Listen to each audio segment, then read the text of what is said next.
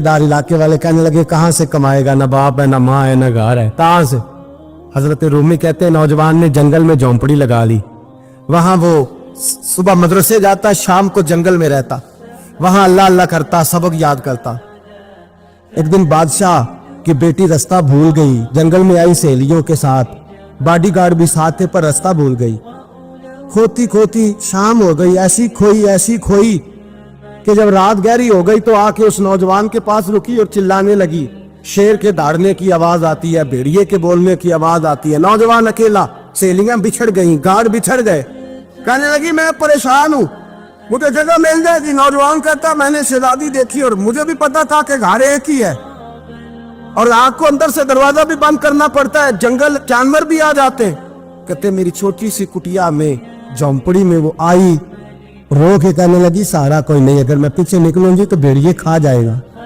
कहते मैंने उसे जगह दे दी। अकेली औरत, चिराग जल रहा है, सबक याद कर रहा हूं। मेरे नबी पाक ने फरमाया जहां मर्द औरत अकेले हो तीसरा शैतान होता है। और शहजादी, वो बच्चा कहता है सबक याद करता रहा सारी रात।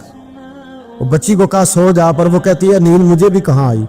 ऐसे मौकों पर नींद, सारी रात सबक याद करता। थोड़ी थोड़ी देर के बाद चिराग जलता तो उस पर उंगली रखता, हाथ जलता तो पीछे खींचने, फिर दूसरी उंगली रखता, थोड़ी देर के बाद जलता तो खींचने, हाथ सारा जल गया। सुबह किरणें चमकी तो कहने लगा चल निकल जा, दौड़ जा, बस बड़ा सब्र का इम्तिहान हो गया, चली जा। शहजादी बाहर निकली, सिपाही ढूंढ रहे थे। बादशाह खुद जंगल में निकला हुआ था, मेरी बेटी मिल गई।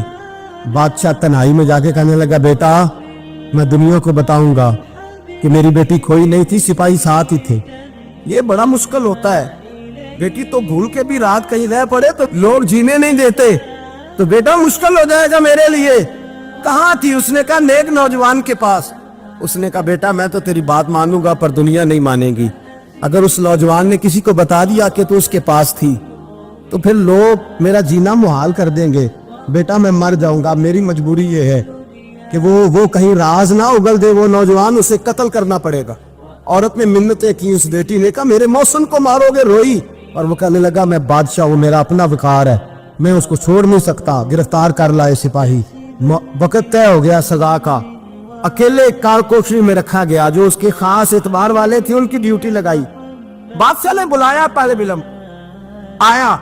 औरत कहने लगी, बेटी कहने लगी एक दफा तो बुलाओ ना, एक सवाल बस पर्दे में रह के पूछना है और फिर जो आपका जी चाहे। मेरे मौसम को मारना तो है, तो मर्जी आपकी।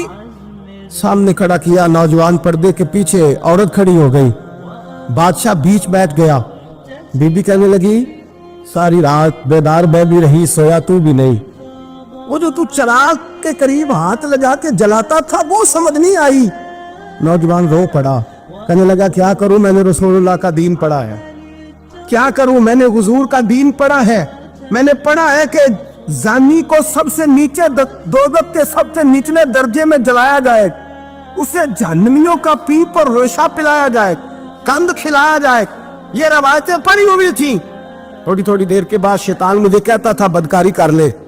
मैं अपना हाथ उसी वक्त जब शैतान मशवरा देता तो मैं आग पे करता। मैं कहता अगर ये बर्दाश्त हो गई तो वो भी हो जाए।